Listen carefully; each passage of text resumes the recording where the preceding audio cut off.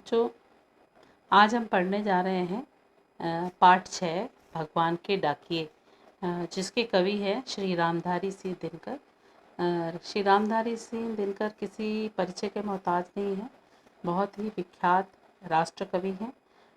ओजपूर्ण वीर रस से परिपूर्ण कविता इनकी विशेषता है। इनका जन्म 23 अप्रैल को 1908 को सिमरिया गांव में जन्म हुआ था। ये जिला मुंगेर बिहार के एक साधारण किसान परिवार में इनका जन्म हुआ था और बहुत ही साधारण जीवन जीने के बाद ये उच्च शिक्षा प्राप्त की और हिंदी में कविताएं लिखना शुरू किया उन्होंने। और वीर रस के बहुत ही ओजपूर्ण कवि हैं। कुरुक्षेत्र इनकी प्रसिद्ध रचना है। साहित्य अकादमी और पद्म भूषण और ज्ञानपीठ जैसे प्रतिष्ठित पुरस्कार इनको प्रदान किए गए। इनकी जो काव्य रचना कुरुक्षेत्र है, ये बहुत प्रसिद्ध हुआ क्योंकि इसमें वीर रस से परिपूर्ण पूर्ण कविताएं इसमें लिखी गई थी। इनकी मृत्यु 24 अप्रैल 1974 को चेन्नई में हुआ और 22 मई 1915 को, अभी हाल ही में 22 मई 1915 को इनका स्वर्ण जयंती समारोह हम नई दिल्ली में आयोजित किया गया था। तो इस तरह से ये छोटी सी जानकारी है हमारे भगवान के डाकिए के कवि श्री रामधारी सिंह दिनकर। अब आइए हम पढ़ते हैं भगवान के डाकिए। पक्षी और बादल ये भगवान के डाकिए हैं। पक्षी और डाकिए, ऐसा कवि कहते हैं कि पक्षी और ये जो बादल हैं ये भगवान के वो डाकिए हैं जो संदेश लाते हैं ईश्वर का।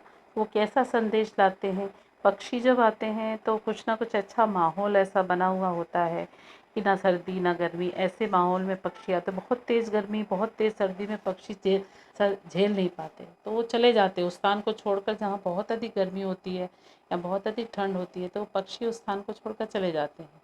और बादल जहाँ पर निर्मित होते हैं वहाँ न बरसकर वो उड़कर कहीं और चले जाते हैं और कहीं और वर्षा करते हैं, है ना। तो इसलिए कवि कहते हैं कि ये पक्षी और बादल जो हैं ईश्वर के, भगवान की मर्जी के अनुसार एक स्थान से दूसरे स्थान जाते हैं, यानी ईश्वर के ये डाकिए हैं जो एक महादेश से दूसरे महादेश को जाते हैं। एक महादेश यानी कि किसी देश से दूसरे किसी देश में जाते हैं। हम इस चीज़ को समझ नहीं पाते हैं, लेकिन मगर उनकी लाई हुई जो चिट्ठियाँ, यानी उनकी जो लाए हुए संदेश है, पक्षी जो आते हैं वो और जो बादल आते हैं वो, उनका ये संदेश पेड़ पौधे पानी और पहाड़ बाँच लेते हैं, यानी पढ़ लेते हैं। तो ये भगवान के डाकिए हैं और इनके द्वारा लाए गए संदेश को पेड़ पौधे पानी और पहाड़ पढ़ लेते हैं। कवि कहते हैं, हम तो केवल यह आंकते हैं कि एक देश की धरती दूसरे देश को सुगंध भेजती है। हम तो यह आंकने से तात्पर्य, हमसे तात्पर्य मनुष्य यह अनुमान लगाते हैं, यह कल्पना करते हैं कि एक देश की धरती से दूसरे देश को सुगंध किसी ने भेजा है, यानी ये कहीं और से आते हैं और यहाँ आकर हमको खुशियाँ देते हैं। और ये खुशियाँ जैसे कि हवा में तैरते हुए पक्षियों के पंखों में तैर रहे हैं, वो सुगंध वो खुशी ये पक्षी लेकर आते हैं। और जो बादल होते हैं वो भी कुछ ना कुछ संदेश या खुशी लेकर आते हैं, क्योंकि जब गर्मी से तपते हुए मौसम में जब वर्षा होती है तो बहुत सुकून मिलता है प्राणी मात्र को। तो इसलिए ये बादल भी बहुत बड़ा संदेश लेकर आते हैं, जीवन की सरलता का, जीवन के बढ़ने का बहुत बड़ा ऐसा संदेश ये बादल भी लाते हैं। तो पक्षियों के पाखों में तैरता, यानी उनके पंखों में तैरती हुई ये खुशबू, और एक देश का भाप, एक भाप से तात्पर्य है कि जो वाष्पित होता है, इवोपरेट होता है पानी, और वो ऊपर बादल बन के ठहरता है, और वो बादल हवा के माध्यम से कहीं का बना हुआ बादल कहीं और चला जाता है और वहाँ वर्षा बनकर गिरता है। तो इसलिए कवि कह रहे हैं, एक देश का भाप दूसरे देश में पानी बनकर, एक देश में जो वाष्पित होता है, जो इवोपरेट होकर बादल बनता है, वो जब हवा के माध्यम से ठेला जाता है तो वो किसी दूसरे देश में पहुंच जाता है और वहाँ पर जल बनकर गिरता है।